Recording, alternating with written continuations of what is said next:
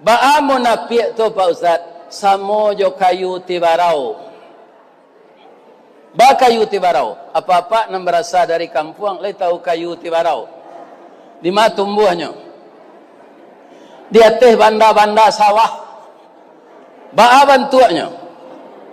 Iduk tibarau berumpun-rumpun, batangnya berueh-rueh, badaun panjang bakal lupa.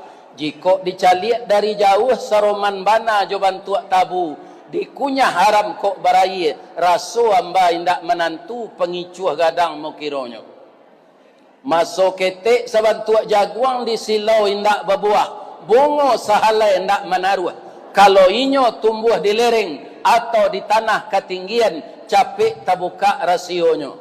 Kok barambui angin kamudiak, tibarau lamadok mudiak, bakisa angin kailie, inyo lamadok ilie pulo. Kate hiyo